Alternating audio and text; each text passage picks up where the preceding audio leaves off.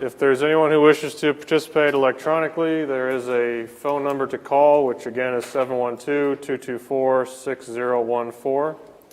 The first item on the agenda is citizen concerns. Is there anyone to speak on an item that's not already addressed on the agenda? No one on the phone, Andy? No one on the phone. Hearing none. Item 2 is approval of the agenda. I'll move it. Second by DeWitt. Hearing no discussion. All in favor say aye. Aye. Opposed say nay. Passes 4-0. Items 3 through 9 constitute a consent agenda of routine action items to be considered by one motion. Items passed unanimously unless a separate vote is requested by a board member. Item 3 is approval of the minutes of the June 16th meeting. Item 4 is approval of the claims. Item 5 from Board Administration is approval of a resolution for tax suspension for initials PD. Item 6 from Human Resources includes A, the approval of the memorandum of personnel transactions, and B, the authorization to initiate the hiring process. Item 7 from the County Treasurer is approval of resolution naming depositories. Item 8 from Juvenile Detention is to receive the Juvenile Detention May Population Report.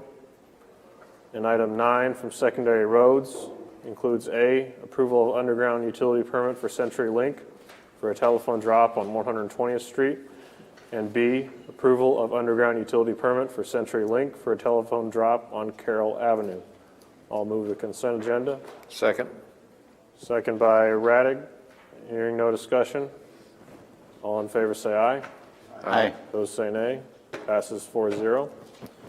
Item 10 for Board Administration includes A for action, approval of appointment to the Woodbury County Library Board of Trustees. Anything to note here, Karen? No. There's a vacancy and there's an applicant.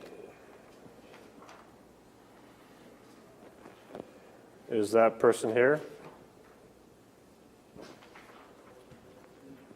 Okay. Then we need a motion to approve the appointment to the Woodbury County Library Board of Trustees. I'll move it. Second. Motion by Radig, second by Potabom. The appointment is for Barbara Tyre, correct?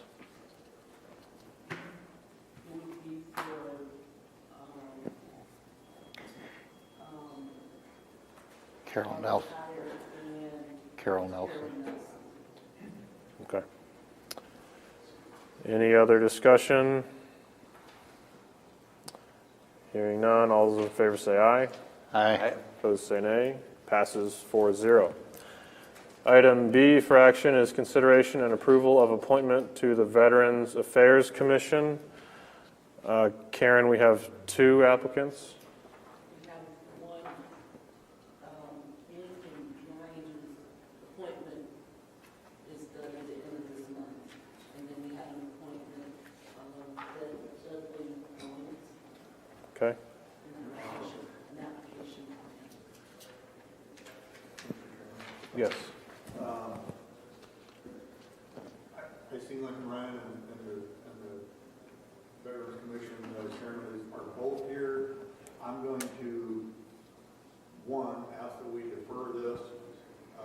Mr. Ryan, if you would like to get up and speak on why you're still here. I know you and I, Melissa, had a great chat here about 3-4 weeks ago, which I think, and speaking with Leon yesterday, that I think we should do more often with the rest of the commissioners. As I understand it, Mr. Woodman, I think can attest, you are on the commission even if we don't reappoint you. But just to be fair, I thought it was fair to let the new applicant come in and state his case. We're not looking to remove anybody. We're just at the point of reviewing applicants because I don't think they come along that very often, do they? So I will ask Lincoln if you want to get up and say why you want to stay on the commission if you would like. If not, you're more than welcome to wait until we bring this up again. But after, if Mr. Ryan wants to speak, I'm still going to ask if we can defer this until we can at least give a look to the other applicants.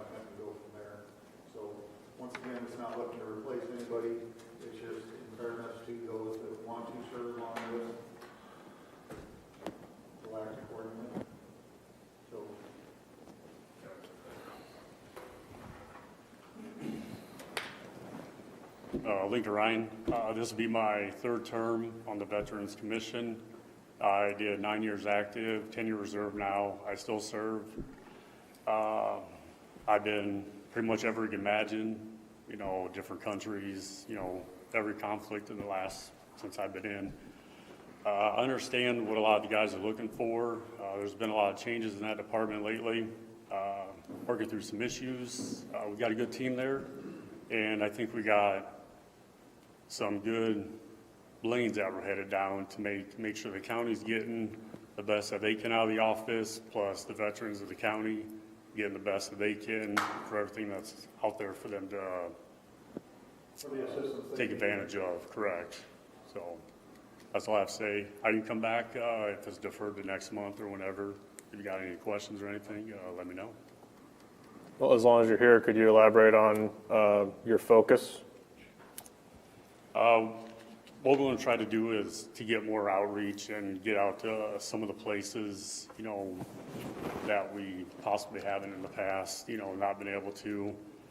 We've come up with a couple different ideas, you know, whether it's something more than just a billboard or that, whether we do some postcards, maybe go out and visit some of the places they go, whether it's the VFW, the Legion, or, you know, a lot of the people are the elderly and they don't realize what they have, and or even they can redo some of their things. So go to like a retirement home or places where, you know, chances are there's veterans that we can garnish more than we have in the past. How do you view the oversight role of the commission? Has that changed since you've been serving, or what is your opinion now of it? The last, you know, 9 months, it's kind of changed with everything that's happened there. We understand a few things we're learning as we're going between us and the county and, you know, human resources, kind of set some lines and make sure everyone understands where we need to go, where we've been, and make sure we're all on the same page and communicate more and make sure that everything, you know, especially fiscally, you know, we're staying within budget and getting the most we can for our money. And your term is up when? The end of this month will be the end of my second term. Was it 3-year terms? Is that what you said? I had a 2-year, then a 4-year, so we could stagger, because there's 2 of us that started at the same time when we first started. Because that way we're all off years now. Okay. So in order to stay on, the appointment date would need to take place in the next week? Not necessarily. Mr. Whitman, am I correct in saying that he would stay there until, I mean, he would still be active member of the commission, even though he has not been reappointed? Well, the existing member continues to serve until the new member has been appointed and qualified, is the language that the code uses. But the code also says that the Board of Supervisors shall appoint to the commission in June of the year where it expires. So I think to follow the code, you'd either need to do it this week or next week. But if for whatever reason you didn't, yes, you would continue to serve until the new person is appointed. Okay.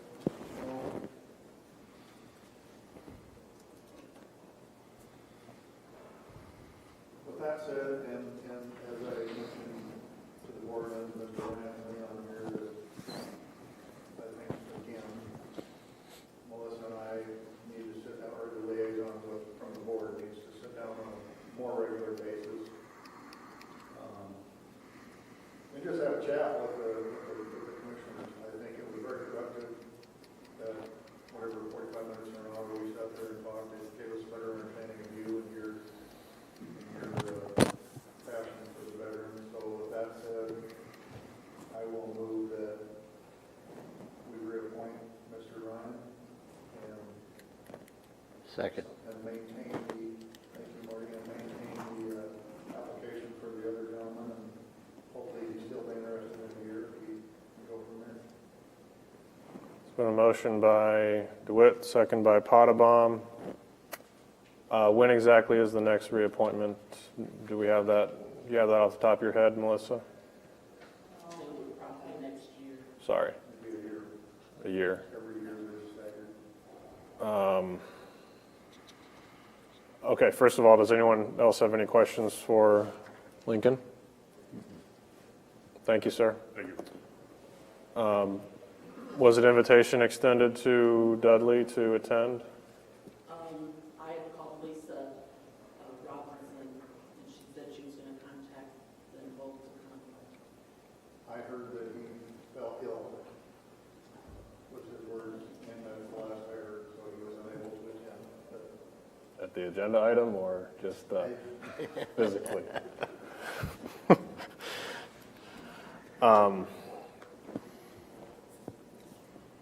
Well, it's not ideal to have an applicant, not have the chance to appear or at the date they've requested to be on. I understand they may still be available, so that's good because we don't want to turn anyone away that wants to fill this commission since it is hard to find good people.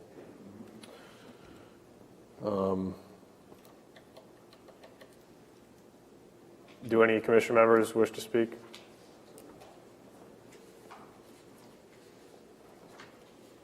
My name is Leon Coster. I'm the chair of the Woodbury County Commission of Veterans Affairs, and I speak in wholehearted support for Mr. Ryan. He's been on the commission for several years. He has a good understanding of the operation. He has good ideas. He's challenged people to do better.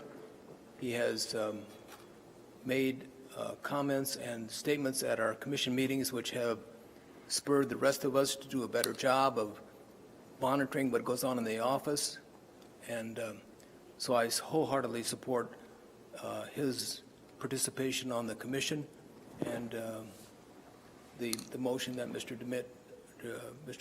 that Rocky made. I wholeheartedly support. Thank you, and thank you for attending again, Mr. Ryan. Any other comments from the board members? I always like reappointments if they're doing a good job. I just should keep the continuity going. I know Dudley well enough to know he'll reapply when there's another opening.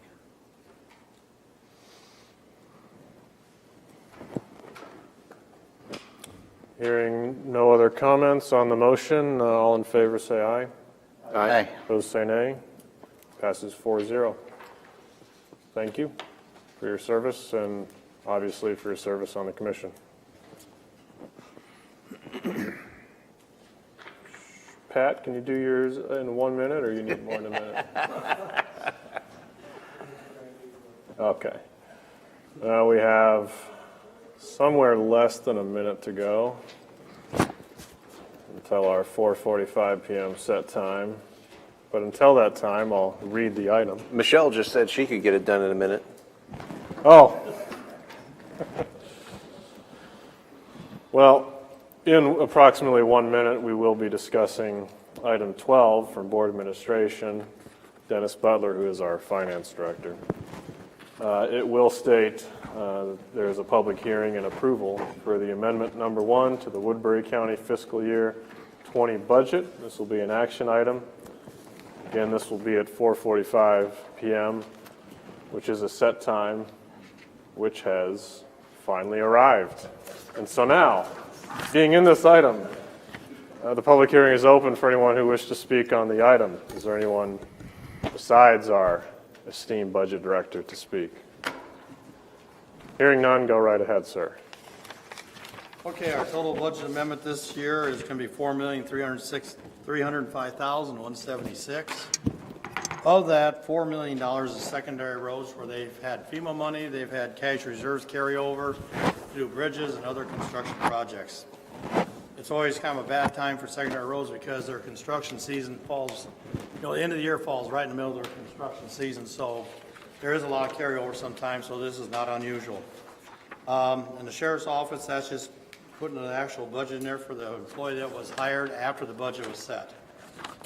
Medical examiner, we have very little control of that. We're close to $200,000 a year on that, and that's exactly how you can the budget next year. Parks and conservation, there's arms and ammunition, school of instruction, repairs and maintenance, and some of that is funded from the gun program, and most of it's from cash reserves. Nature Center repairs and maintenance, $3,250. Supervisor expense, $20,000. This has been a transition year between two softwares. We've had several little items come up, so we're adding $20,000 to that budget. Next year, hopefully, the budget will be enough to cover what we have to do. Emergency services, this is overtime. Emergency service and number 11 are kind of tied together because this involves a holiday pay on the system we have. There is not enough money there to cover it, so we are amending the budget. The budget was increased for next year to cover this. And when you get to elections, we had a school election, special election, which are county-wide elections. Those are all through cash reserves. Election primary, has a little amount there, and then secondary roles for $4 million. We do have the reserves to cover this, and that's about all I have. You want to break down the 4 million? 4 million, yes. That is on construction increase was 1.2 million. There's another 1.185 million. There's bridge inspection, 65,000. Granular, 550,000. And PCC repairs for 200,000. I did invite the engineer to come if you want to hear, where the increase actually were in the construction side of it. Sure. If you'd like to talk a little bit.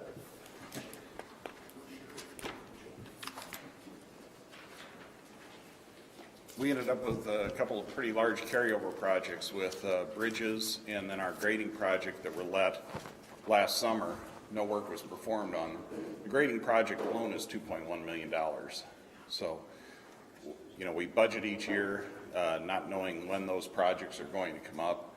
When we do that flow over June 30 to July 1, in this case, we hadn't had a single wheel turned on the grading project, so that entire $2.1 million balance rolled over into this current fiscal year. This year on the gravel and on the pavement repair budget, we had to do extensive work following the March flood last year. Some of that has been reimbursed by FEMA in that $800,000 that's represented there in that work. We ate through our stockpiles pretty quickly last year on our granular surfacing. We had to go to the gravel pit and buy an extra 20,000 tons at the last minute, which ate up 200,000 of money we have. And we typically run a carryover balance the last few years. We've been in the $2.5 to $3 million range. So we can absorb these bumps, but we need to have the expenditure ceiling to allow us to utilize that money. Okay. The money is there. Again, FEMA is in the process of getting us reimbursed. We still have $600,000 they owe us. We have roughly $200,000 that is owed to us from Federal Highway Administration for money that's left. Some of that we spent out of our budget, some we spent out of farm to market. So it came out of both piles of money that will be reimbursed here. I'm estimating in the next 6 months as we finish up the audits on the projects. Thank you. So if there are any other questions or public, yes. Well, on the emergency services with the $4,000 of overtime, how do we have the overtime if we're working 24-hour schedules? I'll let Gary explain that one. It's not overtime, it's holiday pay. And it shows up in the budgets as overtime. We spend less than $1,000 a year on overtime for all of our employees. We control the overtime very tight.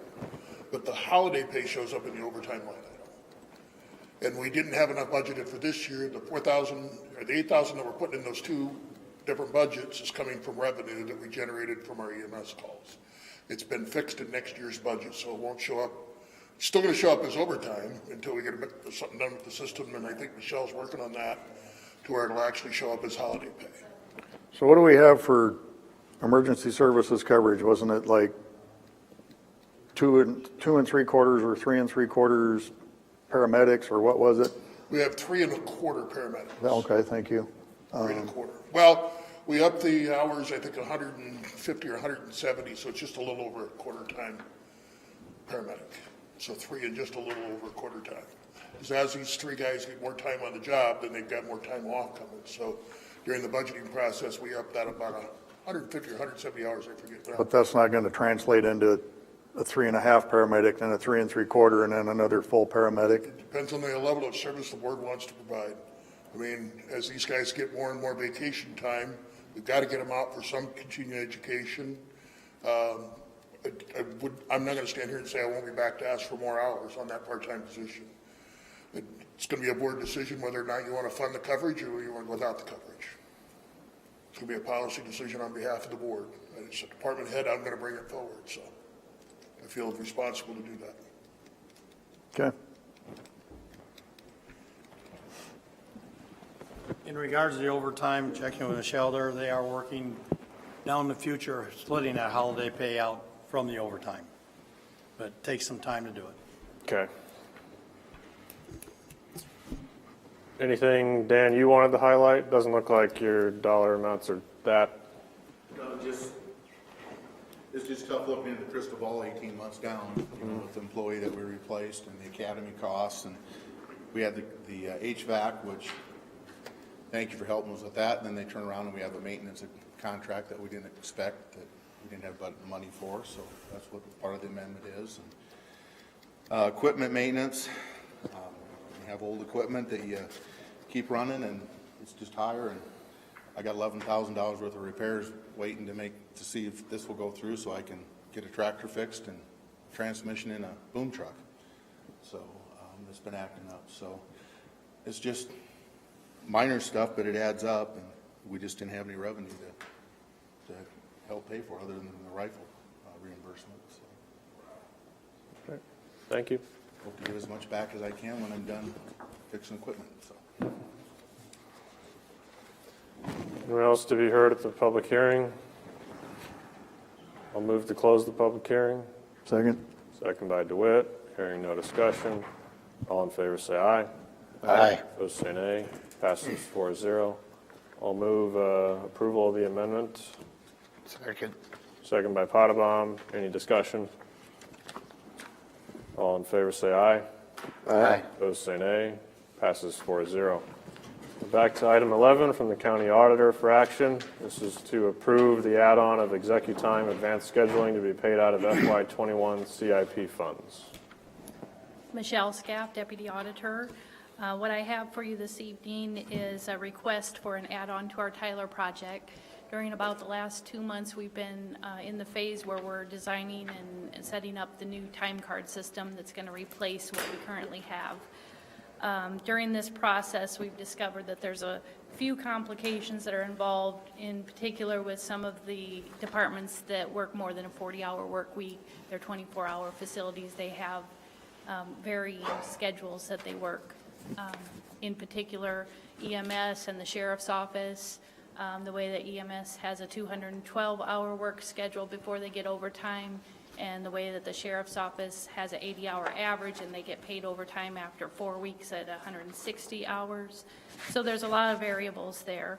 So there's a system called advanced scheduling that Tyler has recommended that we should look at. So we had some demos.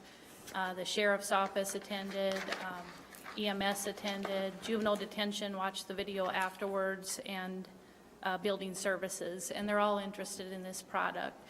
What this product will do, it will allow them to program schedules that have kind of a set pattern, and then those schedules will auto-generate electronically as opposed to using paper copies. It'll also allow them to post overtime and to send that out to employees to request that overtime. Overall, it just makes it a more efficient system. Then those employees can punch in and out. It'll check to see if they're within the set time frame that they're supposed to be working, and it'll give the supervisors flags if they're not. The license cost is one time, it doesn't expire. There's a recurring cost of $3,378, and the one-time cost is $23,130. So yes, the licensing fee is part of the one-time cost. I did speak with Dennis about this, and he said we could expend this out of the fiscal year 21 CIP funds if you were to approve this. How much was the annual?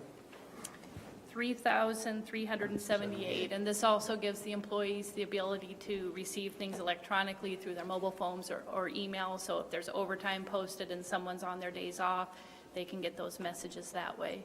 Will this eventually be like its own line item or added to a line item?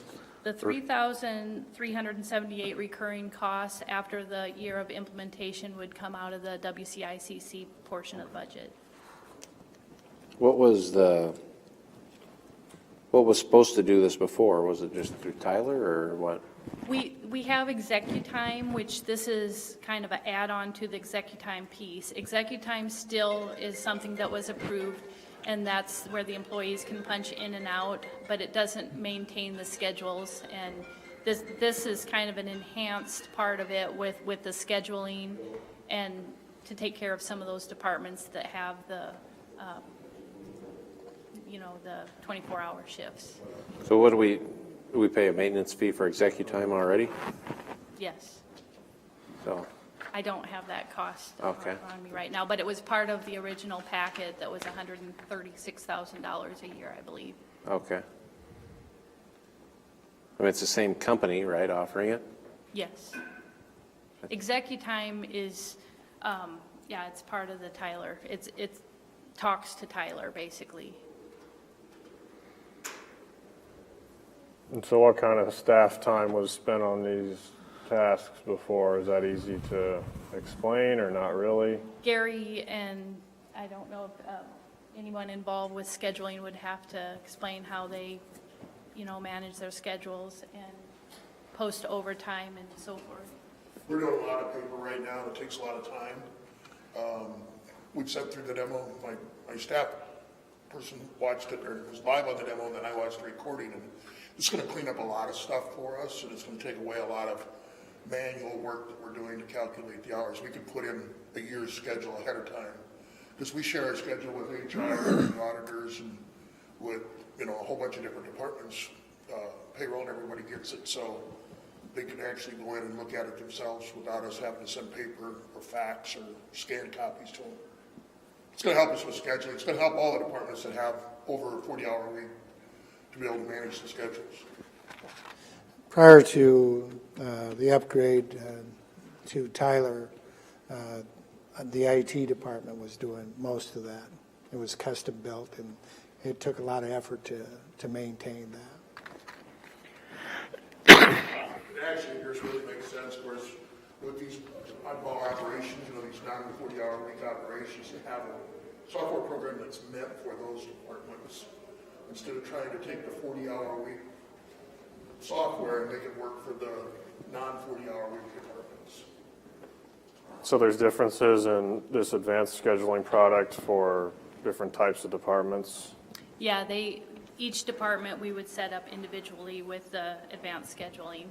So EMS is going to be different than the sheriff's office, is going to be different than JD, is going to be different than building services.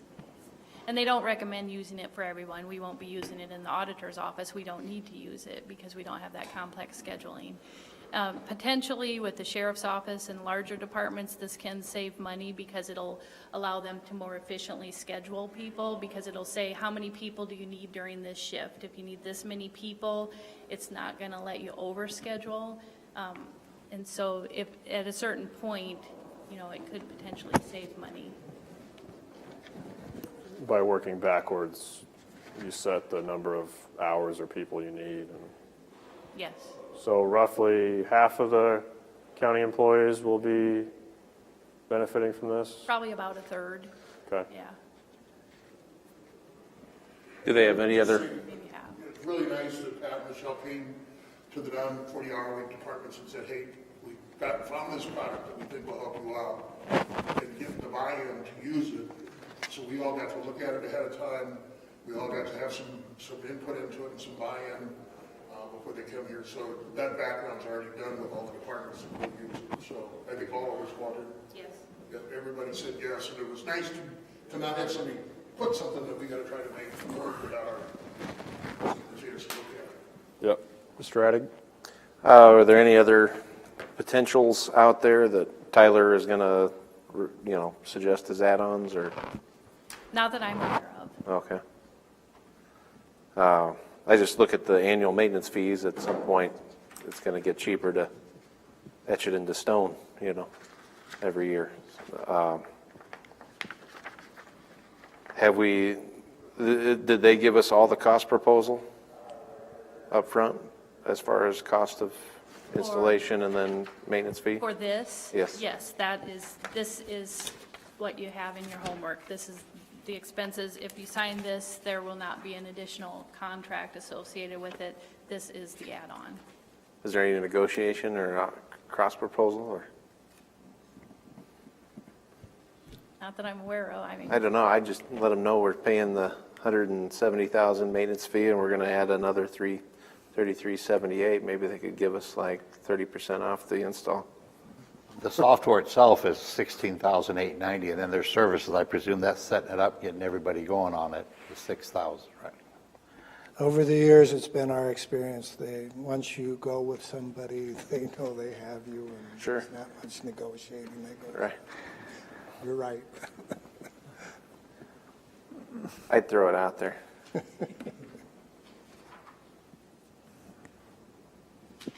So basically, it was you're presented with a price and you presented the price. Yes. Right. $16,890 for the software, $6,240 to put in the services. We also have to think about the $130. value of the recurring, because that's really the long term, the recurring fee of $3,378.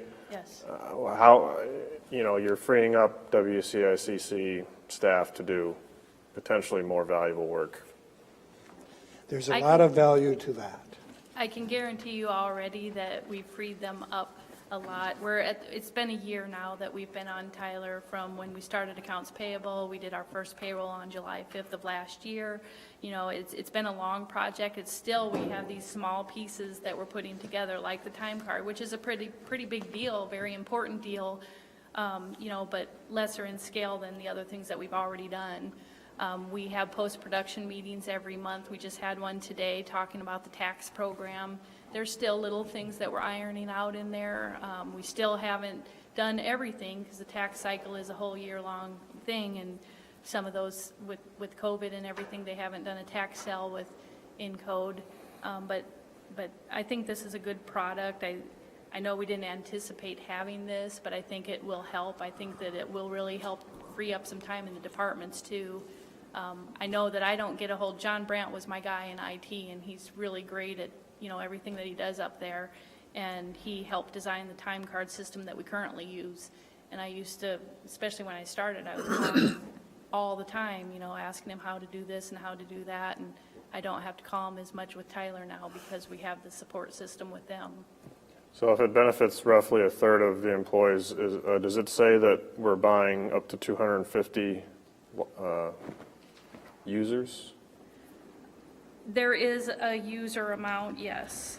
What's the next? 50 E. I would have Yeah, to check with them. They base that on who I told them the users would be. And when we put this out to the departments, I have an executive time planning team that includes more than just these 4 departments mentioned. We've got conservation, we've got secondary roads, we've got HR involved, we've got, all of the larger departments involved with the executive time piece for the time card system. And we did offer to share this with anyone else who was interested. I specifically chose the 4 departments listed here, and no one else was interested in seeing the demo. They kind of had a concept. We did show a short presentation to the group so that they were aware of what it was, and none of the other departments were interested in using it for their departments. Right, I'm just asking because it's understandable if there's a package up to 100 and then this one's the only one that works. What does the EE stand for? Yeah, is it? It says up to 250 EE.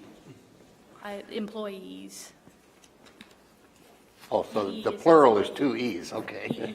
Yeah. Employee. So I'm assuming there's a package below that didn't fit, that would be too few. I'm not sure what the next level is as far as the numbers.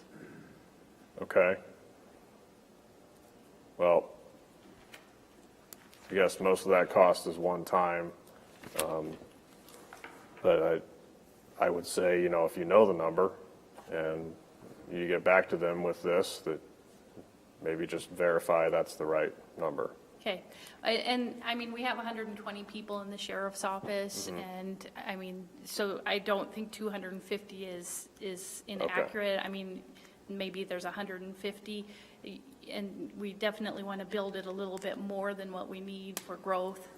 I was just going off of the third you gave, so Yeah. this would mean there's 750 Yeah, and employees, but maybe your half is more accurate. I'll give it to you. it's okay. All right, you passed. I'll move it. I'll second the motion by Potabom. Any discussion? Still think you got to twist their arm to like 17,000. You can make that call. Then throw in a couple of coffee tables too. Free delivery. Well, I assume there's unlimited customer service Yes. hours, so use that for all it's worth. And we do. All those in favor say aye. Aye. All right. Opposed say nay. Passes 4-0. Thank you. Thank you. Just be one signature on here.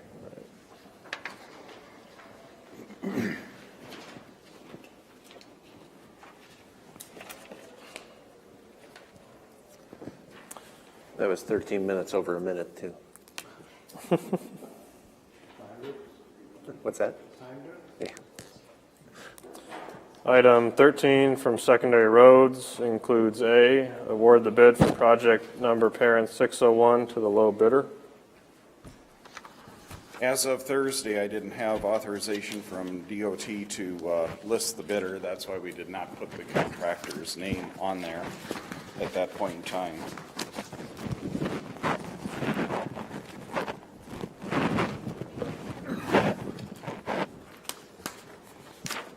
But today I can announce that the low bidder for the project was Dixon Construction of Correctionville, Iowa, for $501,470.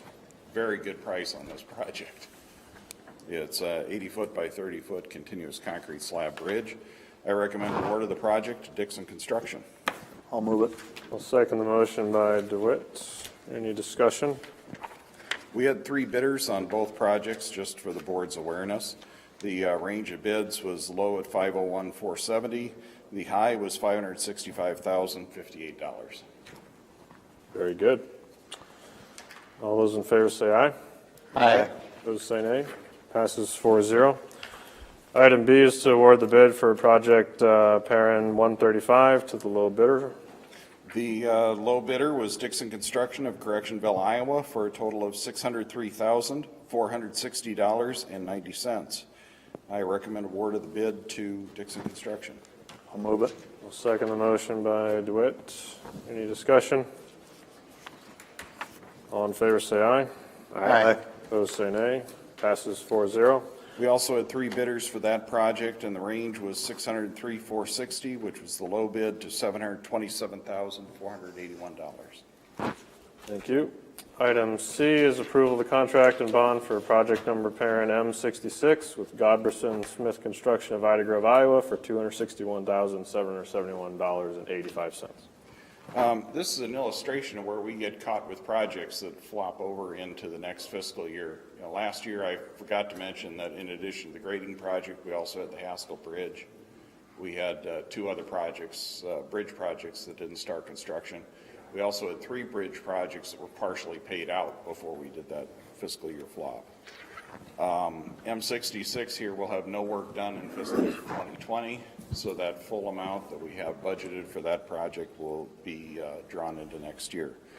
But I recommend approval of the contract and bond for project LB M66. I'll move approval. I'll second the motion by DeWitt.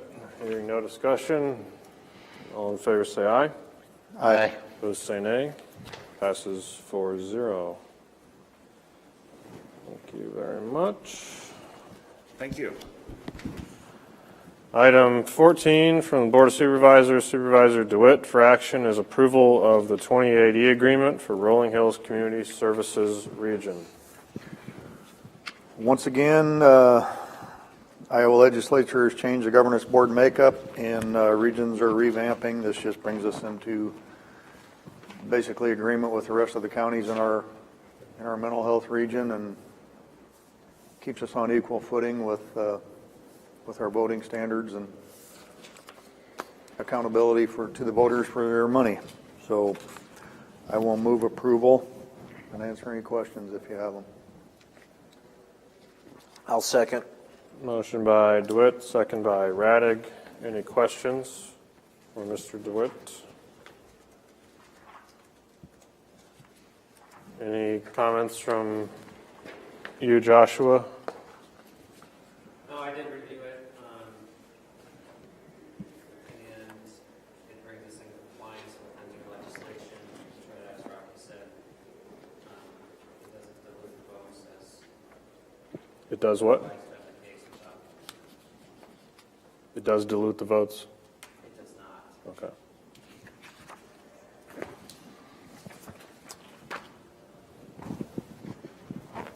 And the copy we have is the final draft, correct?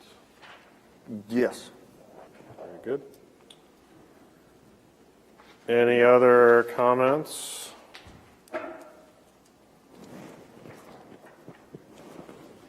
Hearing none. All in favor, say aye. Aye. Opposed, say nay. Passes 4-0.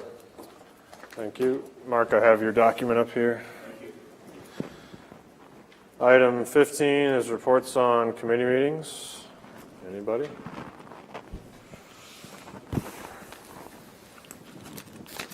Item 16 is citizen concerns. Anyone want to speak on an item or on the phone?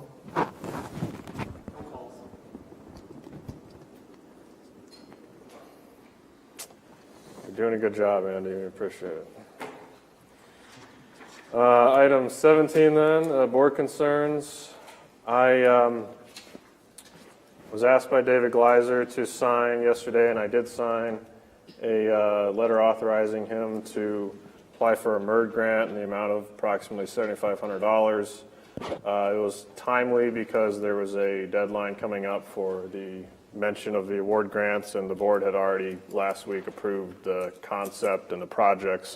But I wanted to make you aware of it, make sure you got a chance to see the letter, and then I'd move to receive it into the agenda just so it's visible. Second by DeWitt. Hearing no discussion, to receive into the minutes. All in favor say aye. Aye. Opposed say nay. Passes 4-0. Hopefully we do get that. And also, housekeeping note, I will be away next Tuesday. I've already confirmed with Vice Chair Radig that he'll be able to run the meeting. I will be calling in, so I may be your only customer, Andy, but hopefully not. So just make sure the chair's in the same position when I get back, and Or even there. or even there, yeah. Don't take it home with you. It's not a. Any other board concerns? Auditor concerns? Josh Widman concerns? Thank you. We are adjourned.